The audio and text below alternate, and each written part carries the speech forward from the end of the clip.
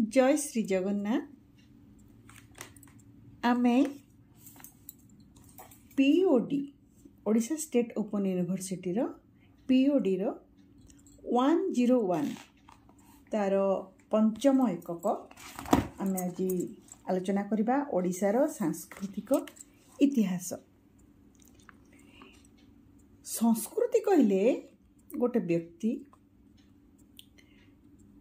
गोटे जनजाति, गोटे समुदाय बा देशर जीवन शैली, चिंताधारा, रीतिनीति, परंपरा, शिल्प, साहित्य, धर्म, नृत्य, संगीत, भाषा, पोशाक और आचरण यही सबूहर समूह को आमे कहि परिबा संस्कृति बोली। सेमती गोटे भूखंडर यदि सांस्कृतिक इतिहास कौन बोली आमे पचारिबा तेबे यह शिल्प, साहित्य, नृत्य, गीत, धर्म, चिंतन और लोकम परंपरा ता माध्यम रे जो एक समृद्ध ऐतिह्य गढ़ी उठी थाए ताहाको आमे सेही भूखंडर बा सेही देशर बा सेही राज्यर आमे सांस्कृतिक इतिहास बोली कहिबा। गोटे निर्दिष्ट कालर संस्कृति परवर्ती कालर मनुष्य को प्रभावित करे एवं ता द्वारा कौन हुए ना गोटे दीर्घ सांस्कृतिक परंपरा सृष्टि हुए जहाँकि आम ओडिशार मध्य अच्छी। ताले ए भिडियो रे आमर पंचम एकक रे प्रथमे आमे ओडिशार धर्मीय इतिहास विषय रे आलोचना करिबा। धार्मिक इतिहास कहिले आमे बुझिबा जे गोटे देश, जनजाति बा समुदाय तार धर्म सहित जड़ित पुराना घटनावली, चिंताधारा, प्रभाव एवं तार जो विकास से धारा उपरे आलोचना करिबा हला धार्मिक इतिहास बा धर्मीय इतिहास। धर्मीय इतिहास कहिले तार जो मुख्य उपादान हो बा अंश हो आमे देखिबा ना धर्मर उत्पत्ति केबे हैला, किपरि हैला, से धर्मर स्थापक किए, पौराणिक धार्मिक जो पाठ्यगुड़िक अच्छी जमती कि आमर वेद हो बा बाइबेल हो बा कुरान हो, आमर बौद्ध ग्रंथर त्रिपिटक हो, जैन मानकर आगम हो, ये सब जो ग्रंथ केबे केमती लेखा हैला, किए लिखिले, तापर ताकर उपासना पद्धति, ताकर उत्सव, रीतिनीति, ताकर नीति नियम गुड़िक, नीतिशास्त्र गुड़िक ये सब कथा थाए। तो महापुरुष मानकर भूमिका कौन थाए, धर्म प्रचारक मानकर भूमिका कौन थाए, धार्मिक स्थल गुड़िक कौन, ये सब है धर्मीय इतिहास भितर आमर जाउछि। तो ओडिशार धर्मीय इतिहास परमे धर्म कहले देख ध्रुव अर्थ है धारण करबा। ताले धारयति इति धर्म अर्थात जहाँ मनुष्य समाज को धारण करिथाए ताहा हैला धर्म। यही आमर ओडिशार जो धर्मीय परंपरा बा सांस्कृतिक परंपरा विषय जदि आमे आलोचना करबा ताले आमे ता भितर देखिबा बौद्ध धर्म, जैन धर्म, नाथ धर्म, शैव धर्म, शाक्त धर्म, वैष्णव धर्म, महिमा धर्म, ख्रिस्टियान धर्म ये सब धर्म गुड़िक आमे देखिबा। ताले ए भिडियो रे आमे से धर्म गुड़िक आलोचना करबा। प्रथमे आमे आलोचना करबा बौद्ध धर्म विषय रे।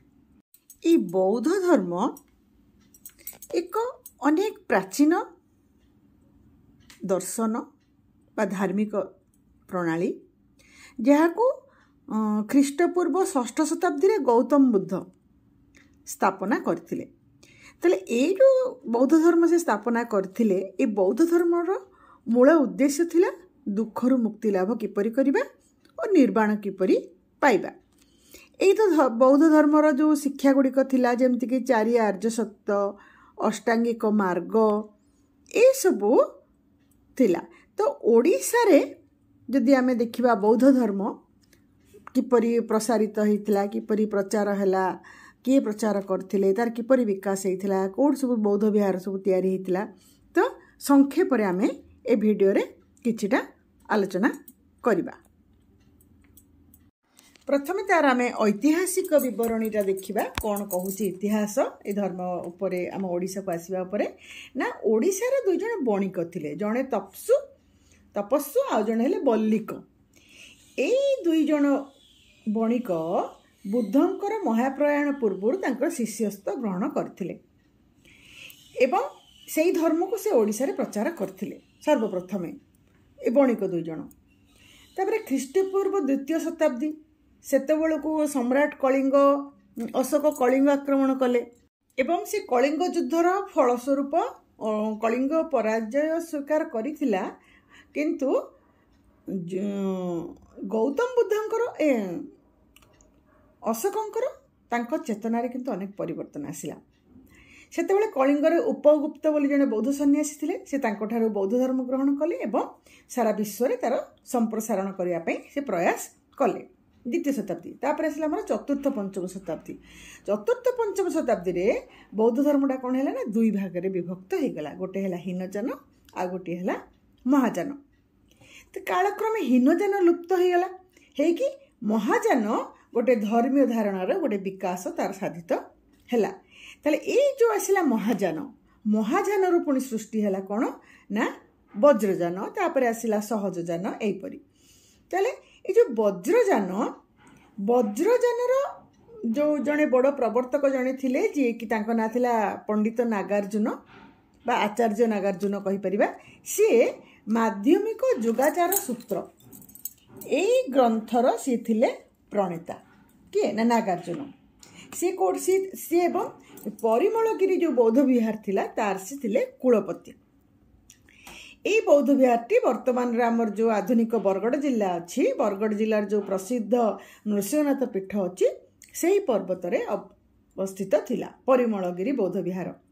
ତାହେଲେ ନାଗାର୍ଜୁନଙ୍କର ବହୁତ ବଡ଼ ଜଣେ ଶିଷ୍ୟ ସେହି ସମୟରେ ସମ୍ବଲପୁର, ବର୍ତ୍ତମାନ ଯେଉଁ ସମ୍ବଲପୁର ତାକୁ ସମ୍ବଲକର କୁହାଯାଉଥିଲା, ତାର ରାଜା ଇନ୍ଦ୍ରଭୂତି, ସିଏ ହେଇଥିଲେ ନାଗାର୍ଜୁନଙ୍କର ଶିଷ୍ୟ। ତାହେଲେ ବିଭିନ୍ନ ବୌଦ୍ଧ ଗ୍ରନ୍ଥର ମତ ଅନୁସାରେ ତତ୍କାଳୀନ ଜାହେର ଅର୍ଥାତ୍ ଯେଉଁ ଆଧୁନିକ କେନ୍ଦୁଝର ଅଛି ତାହା ମଧ୍ୟ ବଜ୍ରଯାନୀ ବୌଦ୍ଧ ସାଧନାର ଗୋଟିଏ ପ୍ରଧାନ ପୀଠ ଥିଲା। ପରବର୍ତ୍ତୀ କାଳରେ ବଜ୍ରଯାନରୁ ସହଜଯାନ ନାମକ ଗୋଟେ ତାଙ୍କର ଗୋଟେ ଭାଗ ହେଇଗଲା।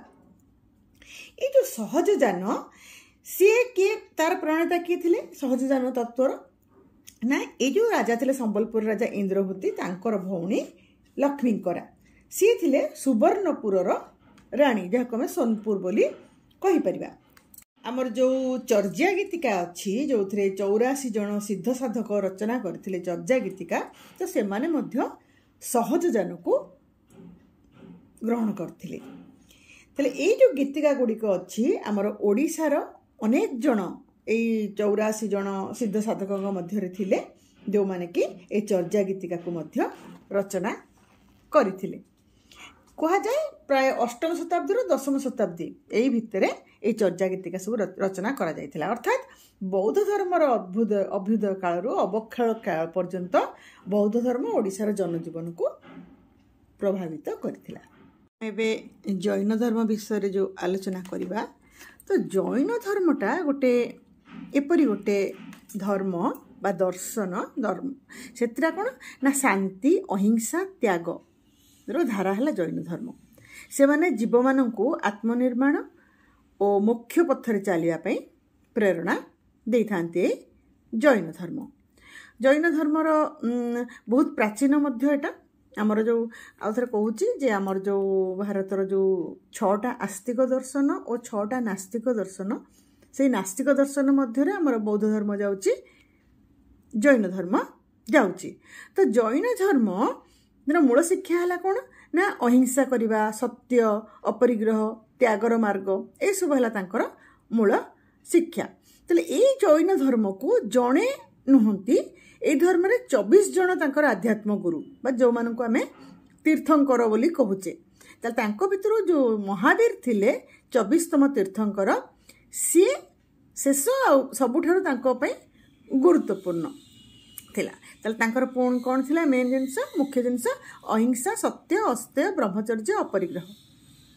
ସେମାନେ ଏଇ ଯେଉଁ ଜୀବନ ଦୁଃଖ, ଜନ୍ମ ମୃତ୍ୟୁ ଚକ୍ରରୁ ମୁକ୍ତି, ଏଇସବୁ ହେଲା ତାଙ୍କର ମୁଖ୍ୟ ମାର୍ଗ, ହେଲା ତାଙ୍କର ଲକ୍ଷ୍ୟ ଥିଲା। ଯେଉଁମାନେ କି ତାଙ୍କର ପରମ୍ପରାଟାକୁ ଗୋଟେ ଆମେ ଶ୍ରାମଣ ପରମ୍ପରା ବୋଲି କହିପାରିବା, ଯାହାକି ବ୍ରାହ୍ମଣ ଧର୍ମଠାରୁ ଅଲଗା। ତାହେଲେ ଆମ ଓଡ଼ିଶାରେ ଯଦି जैन धर्म विषय देखा तो आमर बहुत पुरातन कालर जैन धर्मर चिन्ह सब ओडिशा मिली जमीक आमर जयगढ़ कुंजगढ़ देवगढ़ ये सब जैन प्रतिमा रही शिलालिपि रही अनेक जैन महाविहार रही प्राचीन मंदिर रही जहाँकि वर्तमान प्राय ध्वंस अवस्था ख्रीष्टपूर्व 7म शताब्दी ओडिशा रे जैन धर्मर प्रचारटा आरंभ होता। तापर जैन धर्मर जो 23तम तीर्थंकर जी थे श्री पार्श्वनाथ स्वामी सी ही ओडिशा रे जैन धर्मर प्रचार आरंभ करथिले एवं से समय राजा जी थे करकंडू सी पार्श्वनाथ ठारू जैन धर्मर दीक्षा ग्रहण करथिले एवं जैन धर्मर पृष्ठपोषकता मध्य करथिले। जैन से करकंडू राजा जैन धर्मर विकास पाई करकंड विहार गोटे निर्माण करथिले एवं सेठी द्वितीय तीर्थंकर जो अजितनाथ तांकर गोटे हस्ती प्रतिमा गोटे स्थापन करथिले। पार्श्वनाथंकर जो परवर्ती काल रे कोन हैला ना श्री महावीर स्वामी मध्य धर्म प्रचार पे कलिंग को आसीथिले। तले कुहा जाय जे महावीर जो पिताजी थिले सी थिले हमर कलिंग सम्राटकर बंधु थिले तेणु तत्कालीन सम्राट जी थे बंधु थे तेणुक महावीर कौन करते ना ओडिशा को कलिंग को अबाधरे जास करें एवं सी धर्म प्रचार पाई आमर जो कुमारी पर्वत उदयगिरी पर्वत ताकू चयन करते विजय चक्र प्रवर्तन करते। सेतेबेले कलिंगर पिथुंड नगर मध्य जैन मान तीर्थभूमि थिला जोटकी आदिजीन ऋषभनाथ प्रतिमा प्रतिष्ठित होइथिबार जणा जाए। परवर्ती काल रे आमर सम्राट ऐर खारबेल जैन धर्मर पृष्ठपोषकता करथिले एवं खारबेल समय रे जो कलिंग रे जैन धर्म चरम सोपान रे पहुंची कहीं से पृष्ठपोषकता करुथिले एवं यहाकू मध्य राजधर्म रूप में प्रतिष्ठित कराइथिले। ऐर खारबेल तांकर जो शिलालेख रही राजत्व से अच्छी राजत्वर शेष वर्ष बा त्रयोदश वर्ष रे सी कुमारी पर्वत राणी गुंफारे कौन करथिले ना जैन श्रमण बा अर्हत बा जो बौद्ध मान जो बौद्ध भिक्षु कहते साधु सन्थ से अनेक गुड़िए पत्थर तैयारी गुंफा तैयारी करथिले। परे परे खारबेल परे प्राय जैन धर्मर प्रभावटा ह्रास पाइबाकू लागिथिला। बौद्ध धर्मर परवर्ती समय रे एई नाथ धर्म आमर ओडिशा रे प्रचारित होइथिला। नाथ धर्म होची गोटे जोग तंत्र एवं शिव उपासना आधारित गोटे धार्मिक आंदोलन जहाँकि मुख्यतः अनुष्ठान गुरु शिष्य परंपरा आउ आत्म उन्नति निजर उन्नति जोटा मुख्य मार्ग रे ता उपरे ताहा निर्भर करिथाए। एटा हला हमर नाथ धर्म। नाथ धर्मर तांकर मूल है जो गुरु शिष्य परंपरा शिव उपासना हठजोग साधना मंत्रतंत्र साधना साम्यवादर कथा से कहती भक्तिर कथा कहती एटा है नाथ साहित्य। यही नाथ धर्मर विकासटा आमर ओडिशा रे प्राय एकादश द्वादश शताब्दी माने जैन धर्म पर बौद्ध धर्म पर समय बोली कहुई। धर्मर जो वैशिष्ट्य है कौन ना पिंड पिंड ब्रह्मांड तत्व आरंभ पिंड ब्रह्मांड तत्व कहले माने पिंड पिंड ब्रह्मांड जहाँ अर्थ आरंभ घट परचे है नियति ये जो जोगर साधना कायाकल्प ये गुड़ाक सब है कायाकल्प कहले जमी शरीर को देह नुहे ब्रह्म बोली भाविबा एटा है कायाकल्प।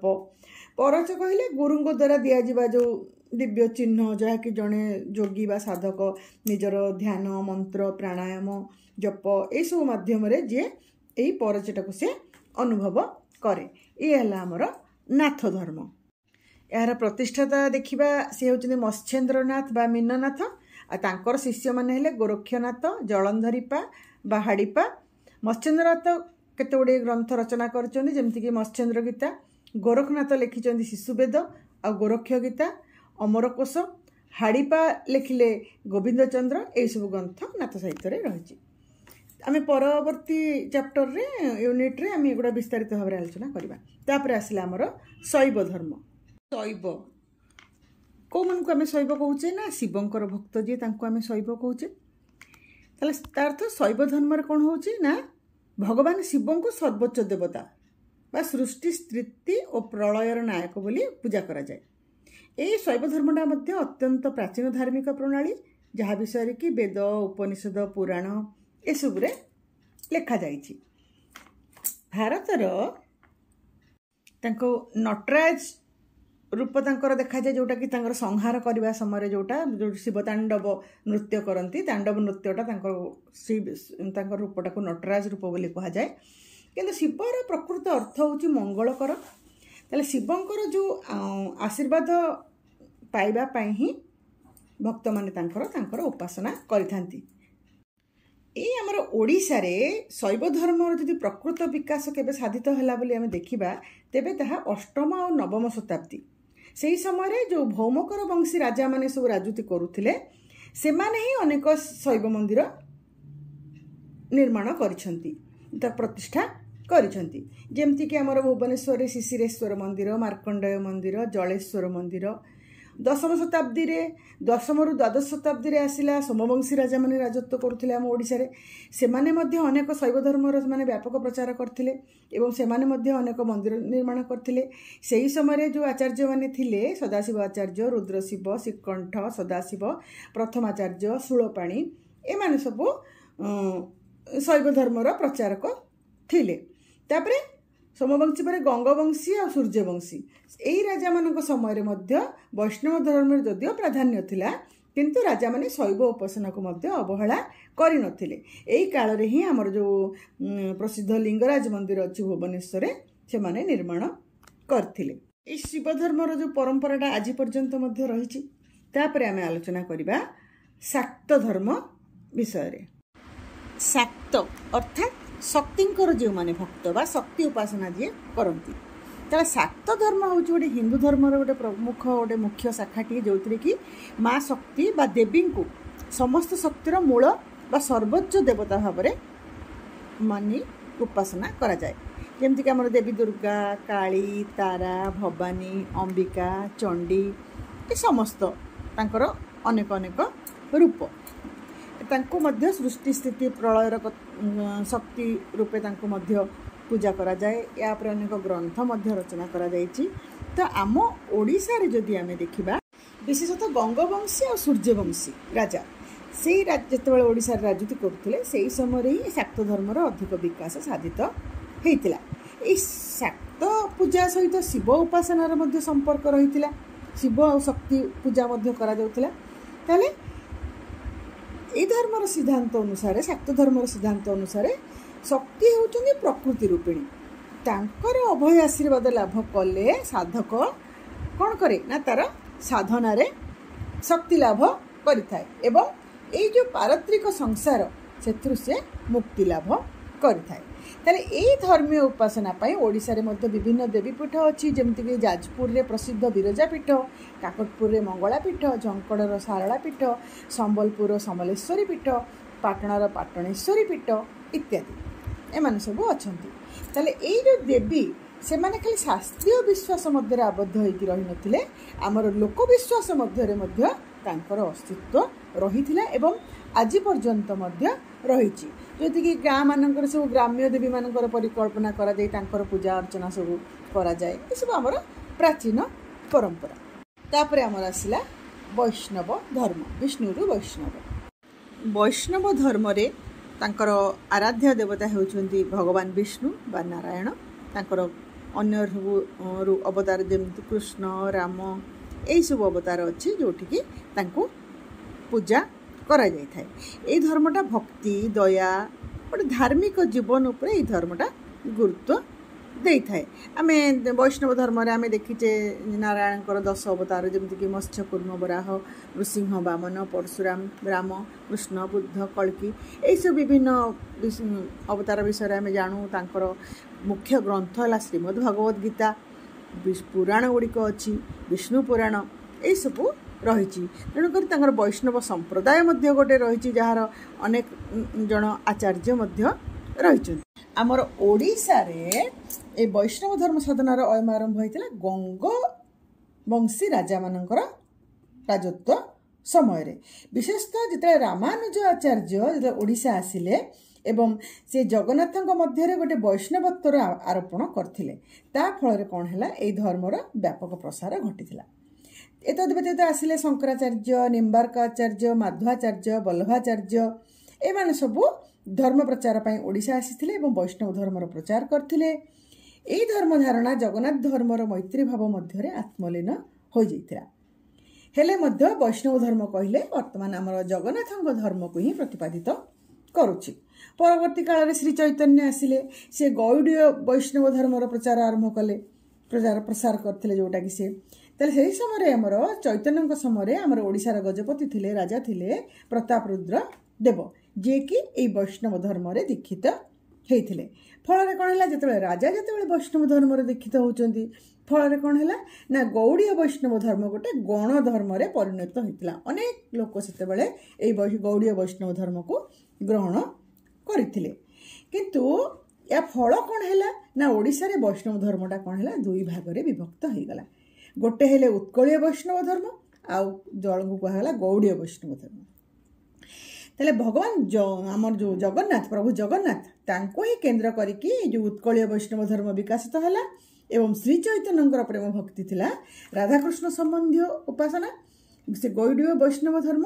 तो तेणु करी से गौड़ीय वैष्णव धर्म कहगला तांकर आधार रहिले राधाकृष्ण। तापर आमर आसला महिमा धर्म। महिमा धर्म अन्य ऊनविंश शताब्दीर मध्य पर्यायर आमर ये महिमा धर्मटा विकसित होता। आमर शून्य चेतना पिंड ब्रह्मांड माने पिंडे पिंडे ब्रह्मांड अर्थात शरीर समस्त शरीर भितर ही समस्त ब्रह्मांड रही ध्यान योग साधना द्वारा ताको आमे पाइपर एटा पिंड ब्रह्मांड योग साधना आ निराकारवाद को भित्ति करके ये महिमा धर्म प्रतिष्ठा होता। ताले ओडिशा रे ए धर्मर प्रवर्तक होउछन्ति महिमा स्वामी। आमर सन्थ कवि भीम भई से मध्य ए महिमा धर्मर प्रचारक। बौद्ध धर्मर जो शून्यवाद आउ पंचसखा जुगर जो पिंड ब्रह्मांड तत्व ए दुईटी को उपजीव्य करिकी ए महिमा धर्मर भित्ति प्रतिष्ठित होता। ए महिमा धर्मावलंबी माने तांकर पारंपरिक धर्मीय मूल्यबोधरे से माने कौन करे को माने से विरोध करिकी से माने तांकर गोटे निराकार भगवान कर साधना कले उपासना कले जो निराकार पिंड ब्रह्मांड तत्व ए सब कले। तांकर मतरे कौन ना ब्रह्म हेले शून्य आ निराकार गोटे से अलौकिक जगत रहीकि से समस्त जगत को परिचालना करुछन्ति ब्रह्म। ताले ए निराकार परम ब्रह्म हेला से मानकर गुरु कौन से मनीष नुहंती। भजन कीर्तन आराधना या माध्यम ही मनीष को मुक्ति मिले बोली एमाने विश्वास करती। ताले ए धर्म ओडिशा रे अलेख धर्म भाव में परिगणित होता है। आमर ढेंकानाल जिला से गोटे जोरंदा पीठ अच्छी जोरंदा गादी जो कहती सेठी आ सोनपुर जिलार खलियापल्ली एठी भीम भोईंकर गादी अच्छी एवं ता छड़ा ये धर्म साधना पाई ओडिशा रे मध्य विभिन्न मठ अच्छी गादी माने मध्य प्रतिष्ठा करा जायछि। आज मध्य महिमा धर्म चलछि। तापर आसला हमर ख्रीस्टियान धर्म। ए ख्रीस्टियान धर्मटा आमर भारत रे प्राचीन भारत रे नथिला। जो विदेशी बणिक माने धर्म तांकर धर्म थिला ख्रीस्टियान जो माने कि आमर भारत को वाणिज्य व्यवसाय करिया को आसिथिले। से वाणिज्य व्यवसाय करने समय भारत में मध्य तांकर ख्रीष्ट धर्मटा को प्रचार करथिले एवं ए विषय रे स्वप्न देखते से समय भारतीय बणिक गोष्ठीर सभापति चार्ल्स गेस क्लाडियस बुका नामक जड़े इंग्रेज कौन कले ना जो भारत रू इंग्लैंड को गले सेठी से हिंदू धर्म विरुद्ध रे विभिन्न अपशब्द मान कही स्वर उत्तोलन करते कहले एटा भल धर्म हिंदू धर्म नुहे। तो से भारत में सी कौन कले ना ख्रीस्टियान धर्मर प्रसार अत्यंत आवश्यकता रही बोली जाकि इंग्लैंड रे से कही इंग्लैंड पार्लियामेंट उपर से चाप पकई फल कौन है ना 1800 ख्रीष्टाब्द ब्रिटिश मान द्वारा कलिकतार गोटे श्रीरामपुर अंचल अच्छी से श्रीरामपुर कौन है ना प्रथम मिशन प्रतिष्ठित है एवं तार प्रतिष्ठाता हेले विलियम केरी। परवर्ती काल रे इंग्रेज मान कौन है ना धर्मयाजक मैंने सब आसिले से माने सब ख्रीष्ट धर्मर प्रचार कले जहाँकि आमर ओडिशा को आसीतिला। William Campton James Charles Lacey Armstrong पर एमाने सब ओडिशा को आसिकरी ख्रीष्ट धर्मर प्रचार करथिले। से माने हिंदू धर्म विरुद्ध रे अपप्रचार कले करिकी अनेक हिंदू को आमर से समय से माने कौन करथिले ना ख्रीष्ट धर्म दीक्षित करेई पारथिले एवं फल कौन है ना अल्प दिन भितर ओडिशा रे ख्रीष्ट धर्म व्यापी जाइथिला। अनेक लोक हिंदू लोक ख्रीष्ट धर्म को ଗ୍ରହଣ କରିଥିଲେ ଏବଂ ସେଥିପାଇଁ ପାଦ୍ରୀ ମାନେ କ'ଣ କଲେ ନା ତାକୁ ପଢ଼ିବେ ତ ପୁଣି ତାଙ୍କ ଧର୍ମ କେମିତି, ସେଥିପାଇଁ ସେମାନେ କ'ଣ କଲେ ତାଙ୍କର ଯେଉଁ ଖ୍ରୀଷ୍ଟ ଧର୍ମର ଯେଉଁ ତାଙ୍କର ଯେଉଁ ଧର୍ମଗ୍ରନ୍ଥ ଯେଉଁ ବାଇବେଲ ତାକୁ ଓଡ଼ିଆରେ ଅନୁବାଦ କରାଇଥିଲେ। ଆଉ ଜ୍ଞାନାରୁଣ ପ୍ରଭୃତି ବିଭିନ୍ନ ପତ୍ରିକା ଥିଲା, ସେ ପତ୍ରିକାମାନଙ୍କରେ ମଧ୍ୟ ଖ୍ରୀଷ୍ଟ ଧର୍ମ ବିଷୟରେ ଲେଖାଯାଉଥିଲା। ତାହେଲେ ସେହି ସମୟରେ ଓଡ଼ିଶାରେ କ'ଣ ହେଲା ନା ଗୋଟେ ଖ୍ରୀଷ୍ଟ ଧର୍ମର ଗୋଟେ ବ୍ୟାପକ ପ୍ରସାର ଘଟିଥିଲା। ଏଇଟା କେବଳ ଆମ କଟକ ପୁରୀ ଅଞ୍ଚଳ କଥା ନୁହେଁ, ଏଇଟା ଗଡ଼ଜାତ ଅଞ୍ଚଳକୁ ମଧ୍ୟ ଯାଇଥିଲା, ବ୍ୟାପି ଯାଇଥିଲା ଏ ଧର୍ମ। ଏବଂ ଅନେକ ସ୍ଥାନରେ କ'ଣ ହେଇଥିଲା ନା ଗିର୍ଜା ତିଆରି କରିଥିଲେ ଏବଂ ତାଙ୍କର ସେଇ ଅଞ୍ଚଳ ଯେଉଁ ଦୀକ୍ଷିତ ଖ୍ରୀଷ୍ଟିଆନ ଥିଲେ ସେମାନଙ୍କୁ ଏଇ ଧର୍ମର ପାଳନ ପାଇଁ ବାଧ୍ୟ କରୁଥିଲେ। ଫଳରେ ଏଇ ଧର୍ମର କ'ଣ ହେଇଥିଲା ନା ବ୍ୟାପକ ପ୍ରସାର ଘଟିଥିଲା। ତ ବିଭିନ୍ନ ସମୟରେ ଏଇଟା ଗୋଟେ ସଂଘର୍ଷର ହେତୁ ହେଇଥିଲା ଏବଂ ଆଜି ପର୍ଯ୍ୟନ୍ତ ଆମ ଓଡ଼ିଶାରେ ଏଇ ଯେଉଁ ଦୀକ୍ଷିତ ଓଡ଼ିଆ ଖ୍ରୀଷ୍ଟିଆନ ଯେଉଁମାନଙ୍କର ପୂର୍ବପୁରୁଷ ଖ୍ରୀଷ୍ଟିଆନ ନଥିଲେ, ପରବର୍ତ୍ତୀ ସେମାନେ ଦୀକ୍ଷା ନେଇକରି ଦୀକ୍ଷିତ ଓଡ଼ିଆ ଖ୍ରୀଷ୍ଟିଆନ ସେମାନେ ସବୁ ବର୍ତ୍ତମାନ ଖ୍ରୀଷ୍ଟ ଧର୍ମର ପାଳନ କରୁଛନ୍ତି। ତ ଆମେମାନେ ୟୁଟ୍ୟୁବ୍ ଚ୍ୟାନେଲରେ ଏଇଟା ପୋଷ୍ଟ କରୁଛେ, ତା ସହିତ ଆମର ଟେଲିଗ୍ରାମ